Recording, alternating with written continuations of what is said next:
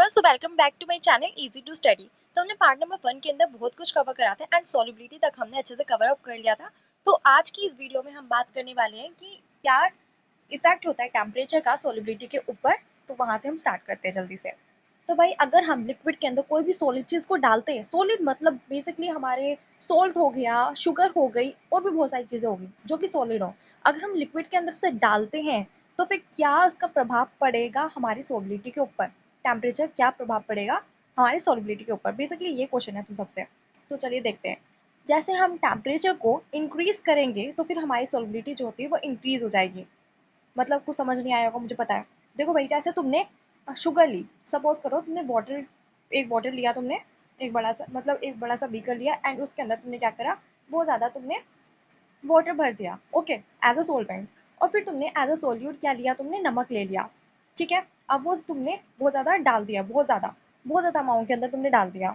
अब वो क्या हो जाएगा, अगर तुम टेम्परेचर को इंक्रीज कर दोगे बीकर पे, बीकर में अगर तुम टेम्परेचर को इंक्रीज कर दोगे ना, तो फिर वो आसानी से अपने आप घुल जाएगा। अगर हम रूम टेम्परेचर पे वहीं पे बात करें, अगर तुम वहाँ पे सोल्ट को अच्छे से मतलब बहुत ज़्यादा सोल्ट ले लेते हो तुम वाटर के अंदर, तो फिर वो डिजोल्व नहीं होगा एक टाइम के बाद। लेकिन अगर तुम टेम्परेचर को इंक्रीज कर देते हो तो फिर तुम्हारा क्या होगा, सोल्ट जो है और फिर जो भी सॉलिड है, तुम कोई भी सॉलिड ले लो यार, जैसे शुगर ले लो, तुम सॉल्ट ले लो और फिर बहुत सारी चीजें जो कि सॉलिड में हो, अगर तुम उनको डालोगी ना तो वो अच्छे से डिजोल्व हो जाएगा एज अ, अगर हम टेम्परेचर को इंक्रीज करेंगे। बट अगर हम टेम्परेचर को इंक्रीज नहीं करते हैं और रूम टेम्परेचर के अंदर उसे रखते हैं तो फिर बेसिकली नहीं हो पाएगा, वो डिजोल्व नहीं हो पाएगा। ओके, तो यही कहने का मतलब है, जितना ज़्यादा तुम हीट करोगे उतना ज़्यादा पार्टिकल जो होते हैं वो मूव करेंगे और उतना ज़्यादा हमारा जो सोल्यूट है वो डिजोल्व हो जाएगा हमारे सोलवेंट के अंदर। ओके, तो एग्जांपल देख लो यार, more sugar dissolve in hot water than in cold water. Okay, तो बेसिकली हमें इस सेंटेंस से समझ आ रहा होगा, इस एग्जाम्पल से हमें समझ आ रहा होगा कि अगर तुम जितना ज़्यादा हॉट वाटर के अंदर डिजोल्व करोगे, डिजोल्व बहुत ज़्यादा आसानी से हो जाएगा। ओके, शुगर जो होती है हमारी, बहुत ज़्यादा शुगर जो होती है हमारी हॉट वाटर के अंदर डिजोल्व हो जाती है rather than the cold water. Okay, so next is physical and chemical change. अब फिर physical and chemical change होता क्या है, चलिए जी एक बार बात करते हैं फिजिकल चेंज की। इसकी जो फिजिकल प्रॉपर्टीज होती है जैसे कि शेप, साइज और स्टेट, बस वही चेंज होता है, बाकी कुछ भी चेंज नहीं होता। ठीक है, फिजिकल प्रॉपर्टीज तुम्हें समझ नहीं आ रहा होगा मैं क्या बोल रही हूँ। तो भाई देखो, या फिर उसका शेप चेंज होगा, या फिर साइज चेंज होगा, या फिर स्टेट चेंज होगी। स्टेट बोले तो हमारे 3 टाइप की होती है स्टेट, एक तो gas, liquid and solid. Okay, बस ये चीजें चेंज होगी। अब तुम्हें ये भी समझ नहीं आ रहा होगा मैम आप बोल क्या रहे हैं। तो देखिए भाई, एक एग्जांपल से समझते फिजिकल चेंज का मतलब होता क्या है। जैसे कि जैसे कि हम एक काम करते हैं, फ्रिज के अंदर हमने आइस जो है वो रखी हुई है। ठीक है, फ्रिज के अंदर हमने वाटर लिया एंड उसके बाद वो उसका हमने वेट करा कि वो क्या बन जाए, बर्फ बन जाए। ओके, फिर उसके बाद तुमने उसे निकाला, फिर तुमने ऐसे ही रूम टेम्परेचर पे रख दिया, मतलब तुम बाहर लेकर आ गए। फिर क्या होगा, वो पानी बन जाएगा वापस। ठीक है, बर्फ से वो पानी बन जाएगा। अब तुमने क्या करा, ये तो यार वापस पानी बन चुका है, अब हम क्या करें। अब तुम फ्रिज के अंदर तुम उसे वापस रख दोगे। ठीक है, फिर वो वापस अपनी वैसे ही शेप में आ जाएगा, वैसे ही अपने साइज में आ जाएगा। और उसकी कोई भी प्रॉपर्टी जो होती है वो वही होगी, बिल्कुल सेम होगी, फिजिकल प्रॉपर्टी उसकी चेंज होगी बस। ठीक है, वाटर से वो क्या बन चुका है, आइस बन चुका है। तो बेसिकली यही है इसका एग्जाम्पल, फिजिकल चेंज का मतलब ये होता है कि ये भाई ये कोई सब्सटेंस नया नहीं बन जाएगा। ठीक है, नया सब्सटेंस नहीं बनेगा और ये यूजुअली क्या है, रिवर्सिबल है। मतलब इसको हम वापस से उल्टा कर सकते हैं, इसका प्रोसेस हम उल्टा कर सकते हैं। जैसे हमने आइस से हमने वाटर बनाया एंड वाटर से हमने आइस बनाया। तो बेसिकली यही कहने का मतलब है कि ये जो है आराम से ये अपनी फिजिकल प्रॉपर्टीज को चेंज कर सकता है और अपनी वापस वही पोजीशन पे आ सकता है जैसे वो पहले था। ओके, तो इसके एग्जांपल देखो भाई, बहुत सारे एग्जांपल है। मेल्टिंग ऑफ आइस है, बॉइलिंग ऑफ वाटर है एंड कटिंग ऑफ पेपर है। ठीक है, तो बॉइलिंग ऑफ वाटर से तुम्हें समझ नहीं आ रहा होगा मैम आप क्या बोला ये। तो भाई इसके अंदर भी भाई फिजिकल प्रॉपर्टीज जो होती है वो चेंज हो गई। ठीक है, कैसे होगी, देखो भाई, तुमने बॉईल कर लिया वाटर को, ठीक है, उसके बाद तुमने ऐसे ही छोड़ दिया उसको, या फिर तुमने फ्रिज के अंदर रख दिया, या फिर तुमने ऐसे ही रख दिया, वो कुछ टाइम के बाद वो ठंडा हो जाएगा। क्या हो जाएगा भाई, वो ठंडा हो जाएगा। अब तुमने सोचा मैम ये तो ठंडा हो चुका है, तो अब क्या करें। तो भाई तुम फिर से उसको बॉईल कर दोगे, ठीक है, वाटर को। अब वो वापस वही चीज, वही उसकी फिजिकल प्रॉपर्टी जो होती है वही चेंज होंगी। ठीक है, बाकी सब कुछ तो बिल्कुल सेम रहेगा, ना तो कुछ सब्सटेंस नया बना, ना तो ये इरिवर्सिबल चेंज हुआ। ये भाई रिवर्सिबल चेंज है, हम इसको वापस कर सकते हैं। ठीक है, तो भाई वैसी ही बात है। चलो अब आगे चलते हैं, केमिकल चेंज के बारे में पढ़ते हैं। केमिकल चेंज भाई बेसिकली क्या होता है, इसके अंदर नया सब्सटेंस बन जाता है, वो भी नई प्रॉपर्टीज के साथ। नई प्रॉपर्टीज के साथ नया सब्सटेंस बन जाता है इसके अंदर। मतलब कैसे कैसे बनता है ये, तो जैसे कि मैं तुम्हें एग्जांपल से बताती हूँ। जैसे कि तुम्हारे पास एक पेपर है, तुमने उसको तुमने बर्न कर दिया। ठीक है, क्या करा तुमने, बर्न कर दिया। तो फिर क्या होगा, वो तो राख बन जाएगा, पेपर जो है वो राख बन जाएगा। तो अब क्या वो पेपर जो है वो क्या वापस अपनी पोजीशन पे आ सकता है? क्या तुम ये सोच रहे हो कि वो आ सकता है वापस अपनी वैसे ही पेपर बन सकता है जैसे वो पहले था? बर्न होने से पहले वो जैसा पेपर था क्या वो वैसा बन सकता है? नहीं बन सकता ना। तो यही हमारा केमिकल चेंज है, जो कि वापस नहीं हो सकती चीज। जो वापस चीज नहीं हो सकती उसको ही हम बोलते हैं केमिकल चेंज। ये यूजुअली इरिवर्सिबल होता है, हम उसको वापस नहीं कर सकते, वापस इसका रिवर्सिबल बैक नहीं है। ठीक है, एनर्जी इज यूजुअली रिलीज्ड और एब्जॉर्ब हीट लाइट एक्सेट्रा। तो एनर्जी जो है वो यूजुअली क्या हो जाती है, रिलीज हो जाती है या फिर एब्जॉर्ब हो जाती है। ठीक है, इसके अंदर एनर्जी क्या हुई, रिलीज हो गई है पूरी, मतलब निकल चुकी है। ठीक है, और एब्जॉर्ब हो चुकी है, जैसे कि हीट लाइट और एक्सेट्रा। ठीक है, एब्जॉर्ब बोले तो भाई हीट हीट से हो जाए या फिर लाइट से हो जाए या फिर बहुत सारी चीज से वो क्या हो सकती है, एब्जॉर्ब हो सकती है एनर्जी। एग्जाम्पल देख लो यार, burning of paper, rusting of iron and cooking of food. Cooking of food, okay.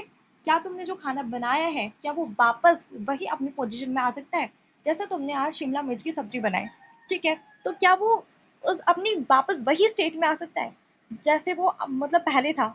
क्या वो अपनी वापस वही स्टेट में आ सकता है? नहीं आ सकता ना, क्योंकि वो तो वही अब बॉयल भी हो चुका है, सब कुछ हो चुका है। अब वो खाना बन चुका है, अब कुछ नहीं हो सकता। ओके, तो इसी को हम बोलते हैं केमिकल चेंज। अब देखो सबसे ज्यादा इंपॉर्टेंट टॉपिक, तो ये है हमारा सेपरेशन ऑफ मिक्सचर। अब मिक्सचर को क्यों सेपरेट करना है भाई? मिक्सचर को क्यों सेपरेट करना है? Why do we need to separate the mixtures? Why? To remove the harmful और अनवांटेड सब्सटेंसेस। तो भाई हमें ना कुछ चीजें जो होती है हमें चाहिए नहीं होती। मिक्सचर के अंदर ना हमें कुछ चीजें ऐसी होती है जो कि हमें नहीं चाहिए होती। जैसे मैंने तुम्हें एग्जांपल बताया था सस्पेंशन के अंदर कि अगर हम मड इन वाटर करते हैं तो, ठीक है, अगर हम पानी के अंदर मिट्टी डाल देते हैं तो वो सस्पेंशन बन जाता है। जो हमारी मिट्टी होती है वो बिल्कुल नीचे चली जाती है, सेडिमेंट हो जाती है। तो इसी को हम बोलते हैं मिक्सचर। ठीक है, अब हमें वो क्या मिट्टी चाहिए? मिट्टी हमें नहीं चाहिए ना, तो इसलिए हमें हमें उनको सेपरेट करने की जरूरत पड़ती है, मिक्सचर को। तो इससे क्या होता है कि हमें प्योर सब्सटेंस मिल जाता है। ये अलग अलग डिफरेंट डिफरेंट पर्पसेस के लिए यूज होता है। जैसे कि salt from the sea water, भाई देखो सी वाटर के अंदर तो भाई बहुत ज्यादा नमक होता है। क्या हमें वो नमक चाहिए? क्या वो हमें नमक चाहिए पानी में? पानी में नमक घोल के क्या हम पी सकते हैं? भाई नहीं पी सकते ना यार, क्योंकि हमें हमें एकदम प्योर वाटर चाहिए, ठीक है, पीने के लिए मिनरल वाला। ओके, बेसिकली हमें वही चाहिए होता है, वरना हमारी तबीयत खराब हो सकती है। तो इसलिए उसको सॉल्ट वाटर को अलग करना बहुत ज़्यादा ज़रूरी होता है। तो और बटर फ्रॉम मिल्क, ये भी इसका एग्जाम्पल हो सकता है। तो अब हम सबसे पहला स्टेप देखते हैं, hand picking. Hand picking basically बहुत ज़्यादा इजी प्रोसेस होता है। हम इसको देखकर, पार्टिकल्स को देखकर हम उसे निकाल सकते हैं। जैसे कि तुम राइस लेकर आए, ठीक है, अब वो राइस जो है तुम्हारी मम्मी ने मतलब दुकान से खरीदी, उसमें बहुत ज़्यादा गंदगी है। अब तुम्हारी मम्मी क्या करेंगी, उनको देखेंगी, अब उसके अंदर ना बहुत सारे पत्थर जो निकले हुए हैं ना, उसे तुम्हारी मम्मी अच्छे से आइडेंटिफाई कर सकती है कि भाई ये यहाँ पे पत्थर है, उसको देख कर निकाल सकती है। क्योंकि हमारा जो राइस का कलर वो तो भाई वाइट है, और जो हमारे मतलब जो छोटे छोटे पत्थर वगैरह होंगे, जो भी गंदगी होगी, वो तो भाई अलग अलग कलर की होगी, जो कि हमें अच्छे से विजिबल होगी, अपनी आंखों से विजिबल होगी। तो इसलिए तुम्हारी मम्मी उसको अच्छे से निकाल सकती है।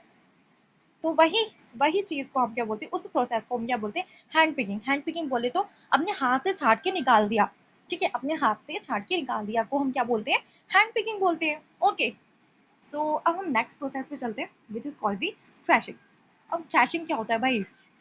अब देखो भाई, तुम जैसे जैसे तुम अब गेहूं लेकर आए, ठीक है, मतलब जैसे हमारे गेहूं जो है बन चुके हैं, ठीक है, अब तुमने क्या करा, उसकी कटाई करवा दी। जब तुमने उसकी कटाई करवाई तो उसको हम हार्वेस्टिंग प्रोसेस बोलते हैं, राइट? अब तुम हमारे हार्वेस्टिंग प्रोसेस के बाद क्या होता है कि उसकी जो स्टॉक होती है, स्टॉक बोले तो यार जो हमारी जो बेसिकली जो डंडी टाइप चीज होती है ना हमारे ग्रेन के अंदर, जो होती है डंडी टाइप चीज, उसको निकालने का process, it is called the threshing. अब हमें ग्रेन सीड को क्या करना है, अलग निकालना है, उससे स्टॉक से अलग करना है, तो इसलिए थ्रैशिंग का यूज किया जाता है। क्या यूज किया जाता है, थ्रैशिंग का यूज किया जाता है। थ्रैशिंग एक प्रोसेस है जो कि अभी भी विलेजेस के अंदर होता है, ठीक है। अब भाई ऐसा तो नहीं है कि हम स्टोव को भी खाएंगे, जो हम भूसा टाइप जिसको हम बोलते हैं, आई डोंट नो उसका नाम क्या होता है, लेकिन क्रैशिंग में ऐसे ही होता है कि उसका स्टोव को हटा देते हैं। ओके, चलो हम थर्ड प्रोसेस पे चलते हैं, which is called the winnowing.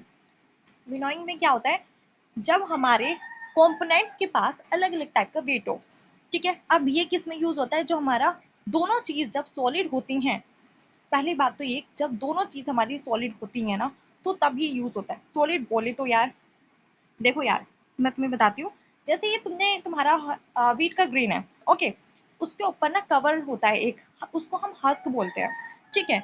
अब देखो भाई, वो दोनों चीज क्या है, सॉलिड है। अब अब क्या हम हस्क को भी खाते हैं, मतलब उसके कवर को भी खाते हैं? क्या हम ग्रेन के सीड के साथ क्या हम हस्क को भी खाते हैं क्या? नहीं खाते ना, तो इसलिए उसको निकालने का प्रोसेस को हम क्या बोलते हैं, विनोइंग बोलते हैं। अब वो कैसे हटेगा, वो कैसे हटेगा, अब वो दोनों तो चीज सॉलिड है, सॉलिड है, तो भाई वो जो उसका हस्क होता है ना, उसका वेट जो होता है वो कम होता है, वो लाइट होता है उसका वेट बहुत ज्यादा। और हमारे अगर हम उसकी ग्रीन सीड की बात करें तो उसका वेट जो होता है वो ज्यादा होता है, ठीक है। तो भाई हमारे विनोइंग के लिए एक प्रोसेस बहुत ज्यादा जरूरी है, एक चीज बहुत ज्यादा जरूरी है, जो कि मतलब होना चाहिए, दोनों का अलग अलग वेट होना चाहिए, ठीक है। अगर दोनों का अलग वेट होगा तभी ये प्रोसेस जो है पॉसिबल हो पाएगा। ओके, जो हमारा हस्क है वो हवा की वजह से उड़ जाता है, ठीक है, हवा की वजह से उड़ जाता है, जो हमारे और जो हमारे ग्रेन होते हैं वो नीचे गिर जाते हैं। ओके, जैसे कि हस्क वेट, मैं तुम्हें समझा देती हूँ कैसे होता है ये प्रोसेस। देखो ऐसे होता है, देखो भाई ऐसे होता है, ये जो अंकल जी कर रहे हैं, ये फटक रहे हैं गेहूं को, आई डोंट नो कि क्या बोलते हैं उसको, फटकते हैं, मेरी मम्मी तो करती थी, देखिए ऐसे होता है ये, ऐसे करने से पूरी गंदगी निकल जाती है, और हमारे जो हमारा जब गेहूं है वो हमें मिल जाता है, ठीक है। तो सही सही तुम्हें समझ आ गया होगा कि मैं क्या कहना चाहती हूँ।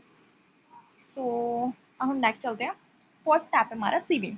अब ये सीविंग क्या होता है, सीविंग क्या बनाए, अब देखो भाई, तुम ना तुम भाई जैसे तुम आटे को निकालते हो, ठीक है, किससे निकालते हो भाई, छन्नी से निकालते हो, ठीक है। अब वो छन्नी के अंदर जो हमारा आटा है, आटा जो है वो तो भाई नीचे गिर जाता है क्योंकि वो लाइट वेट का है, और जो हमारा मतलब जितने भी गंदगी वगैरह होती है आटे के अंदर, वो तो छन्नी के ऊपर आ जाती है। तो भाई वो जो छन्नी होती है ना, उसी प्रोसेस को हम क्या बोलते हैं, सीविंग बोलते हैं। क्या बोलते हैं जी, सीविंग बोलते हैं। अब इस प्रोसेस में क्या चाहिए, दोनों चीज सॉलिड होनी चाहिए, और इनका वेट जो होता है वो अलग अलग होना चाहिए, ठीक है। उनका उनका जो वेट है वो अलग अलग होना चाहिए, तभी वो पार्टिकल जो हैं वो सेपरेट हो पाएंगे। तुम्हें समझ आ गया होगा, आई थिंक सो। अब हम आगे चलते हैं, फिफ्थ प्रोसेस है हमारा मैग्नेटिक सेपरेशन। अभी मैग्नेटिक सेपरेशन क्या होता है, मैग्नेटिक बेसिकली सबसे पहले मैं तुम्हें समझाती हूँ कि मैग्नेटिक होता क्या है। मैग्नेटिक मतलब होता है कि कोई ऐसी चीज है, कोई भी ऐसी चीज जो कि हमारे उसको मैग्नेट को अट्रैक्ट कर सकती है, उसको हम मैग्नेटिक बोलते हैं। अभी मैग्नेटिक सेपरेशन कैसे होता है, जब एक कंपोनेंट हमारा मैग्नेटिक हो तब ये पॉसिबल हो पाता है, ये वाला प्रोसेस। जैसे कि मैं तुम्हें एग्जांपल देती हूँ, जैसे हमारा मड वाटर है, ठीक है, उसके अंदर ना हमारा आयरन भी है, ठीक है, आयरन भी है। अब आयरन जो होता है वो तो हमारे मैग्नेट की तरह काम करता है, ठीक है, मैग्नेटिक होता है क्योंकि ये मैग्नेट से प्यार करता है, मैग्नेट से अट्रैक्ट हो सकता है। तो फिर ये क्या होगा, हम क्या करेंगे, एक मैग्नेट मैग्नेट को लेकर आएंगे, और फिर उसके बाद क्या होगा, आयरन जो होता है उसमें अलग से सेपरेट हो जाता है, मड वाटर के अंदर से वो आयरन जो होता है वो सेपरेट हो जाता है मैग्नेट की वजह से। ये मैग्नेटिक सेपरेशन बहुत ज्यादा यूजफुल प्रोसेस होता है अगर हमें किसी मैग्नेटिक सब्सटेंस को लेकर आना होता है तो।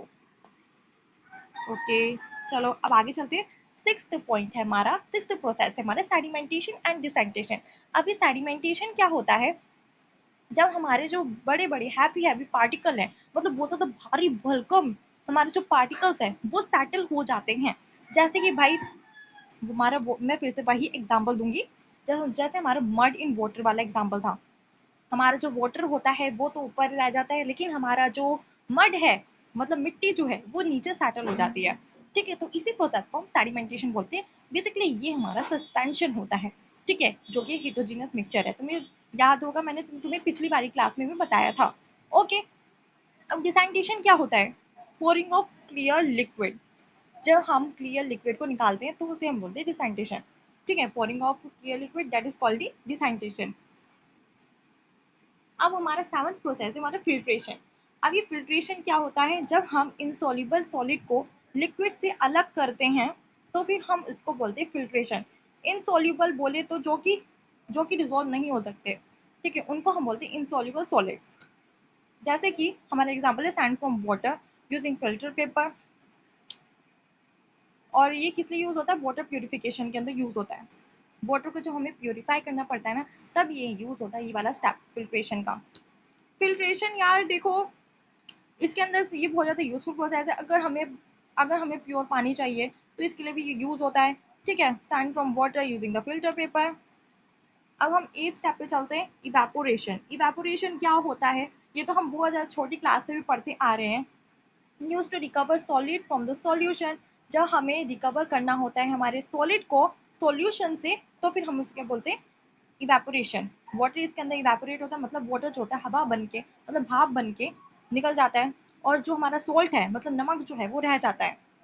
ठीक है, तो इसको ही हम इवेपोरेशन बोलते हैं। जब हमारा जो पानी है वो इवेपोरेट हो जाता है, भाप बन के निकल जाता है, और हमारा जो नमक है वो रह जाता है, इसी को हम इवेपोरेशन बोलते हैं। इसका एग्जाम्पल क्या हो जाएगा? Salt from sea water. Sea water के अंदर जो हमारा नमक होता है वो क्या होता है? ऐसे ही करता है, ठीक है, ऐसे ही हमारा भाप बन के निकल जाता है, उसका पूरा का पूरा जो वाटर है वो इवेपोरेट हो जाता है, और उसके अंदर से सॉल्ट जो है वो बच जाता है। अब हम 9th स्टेप पे चलते हैं। 9th प्रोसेस है सैंटिफिकेशन। अब सैंटिफिकेशन तुम्हें ऐसे समझ नहीं आएगा, तो मैं तुम्हें समझा देती हूँ। जैसे कि मिक्सर मशीन है, ठीक है, मिक्सर मशीन के अंदर जो एक ग्राइंडर वाली चीज़ जो होती है, मतलब जैसे ब्लेड होते हैं, जिसकी वजह से हमारा जो मसाला है वो अच्छे से ग्राइंड हो जाता है, तो उसी को हम बोलते हैं। वैसे ही सैंटिफिकेशन की एक मशीन होती है। तो सेंट्रीफ्यूज एक सेंट्रीफ्यूज जो होती है वो एक टाइप की मशीन होती है, जो कि हमारी डेंसिटी के बेस पर पार्टिकल्स को अलग अलग डिवाइड कर देती है। डेंसिटी बोले तो उनके उनके वेट को देखकर वो उनको अलग अलग कर देती है, सेपरेट कर देती है। फास्ट स्पिनिंग, जितनी ज़्यादा स्पिनिंग फास्ट होगी उतने ज़्यादा जो हमारे पार्टिकल्स हैं वो सेपरेट हो जाएंगे, मतलब अलग हो जाएंगे, बेस्ड ऑन देयर डेंसिटी। ये किस लिए यूज होता है? Separating cream from milk. जब हमें मिल्क मिल्क से हमें क्रीम को सेपरेट करना पड़ता है, क्रीम को निकालना पड़ता है, तब हम इसको यूज करते हैं। ठीक है, और भी बहुत सारी चीज़ों के लिए यूज़ करते हैं, क्योंकि लैब में बहुत ज़्यादा यूज़ होता है ये। तो ये बहुत ज़्यादा इंपॉर्टेंट प्रोसेस है साइंटिफिकेशन। तो 10th है हमारा क्रोमेटोग्राफी। क्रोमेटोग्राफी क्या होता है? Separate colour mixture from a mixture, separate colour substances from a mixture, that is called chromatography. जैसे कि एग्जांपल हो गया इंक पिगमेंट सेपरेशन। अगर देखो भाई तुम्हें क्या करना पड़े, अगर तुम्हें मिक्सचर से कोई भी कलर सब्सटेंस को निकालना पड़े, जैसे कि हमारा इंक हो गया। इंक जो होता है हमारा ब्लू कलर का होता है, तुम सबको पता होगा। अगर हमें वो सब्सटेंस हमें निकालना होगा मिक्सचर से, तो फिर उसे ही हम क्रोमेटोग्राफी बोलते हैं। ठीक है जी, समझ आ गया होगा आई थिंक सो। अब 11th प्रोसेस है हमारा डिस्टिलेशन। डिस्टिलेशन बोले तो भाई क्या होता है? इसके अंदर हम क्या करते हैं? लिक्विड को लिक्विड से ही सेपरेट करते हैं, जिनका अलग अलग टाइप का बॉइलिंग पॉइंट होता है। उसके बेस पे हम क्या करते हैं? लिक्विड को लिक्विड से सेपरेट करते हैं। देखो भाई, जैसे कि हमारा अल्कोहल अल्कोहल होता है वाटर में, ठीक है, तो फिर हम बॉइलिंग पॉइंट से उसे क्या, वाटर जैसे बॉईल होता है 100 डिग्री सेल्सियस पे, और अल्कोहल जो होता है वो 78.5 डिग्री सेल्सियस पे होता है। ठीक है, तो इन दोनों का बॉइलिंग पॉइंट जो है वो तो अलग अलग है, तो इसलिए हमें उनको सेपरेट करना पड़ता है अलग, क्योंकि इनका अलग अलग टाइप का बॉइलिंग पॉइंट होता है, अलग अलग बॉइलिंग पॉइंट होता है। तो 12th प्रोसेस है हमारा फ्रैक्शनल डिस्टिलेशन। अब ये फ्रैक्शनल डिस्टिलेशन क्या होता है? जब हम मिक्सचर में से फ्रैक्शनल डिस्टिलेशन बेसिकली हम बोले तो एक ऐसा मेथड होता है जिससे कि हम क्या करते हैं, दो मिसिबल लिक्विड को हम अलग अलग सेपरेट कर देते हैं based on their close close relation, close boiling points. ठीक है, क्लोज बॉइलिंग पॉइंट से हम क्या करते हैं, उन्हें सेपरेट करते हैं। ठीक है, मिसिबल लिक्विड तुम्हें समझ नहीं आ रहा होगा क्या होता है। मिसिबल लिक्विड जो कि एक दूसरे के साथ डिजोल्व हो सकते हैं, ठीक है, एक दूसरे के साथ मिक्स हो सकते हैं, उनको हम मिसिबल लिक्विड बोलते हैं। ठीक है, जैसे कि हमें सेपरेट करना होगा, अगर गैसेस को सेपरेट करना होता है, जैसे जैसे कि एयर से हमें अगर अगर हमें एयर से अलग अलग गैसेस को सेपरेट करना होता है तो हमारा फ्रैक्शनल डिस्टिलेशन यूज होता है, क्योंकि इसमें क्या होता है कि दो मिसिबल लिक्विड जो होते हैं वो क्या हो जाते हैं, सेपरेट हो सकते हैं, ठीक है, जिनका क्लोज बॉइलिंग पॉइंट होता है। बॉइलिंग पॉइंट तुम्हें समझ आ जाएगा जब तुम हाई क्लासेस के अंदर पढ़ोगी, तो बहुत इजीली तुम्हें समझ आ जाएगा, ठीक है, तो इसलिए टेंशन लेने वाली बात नहीं है।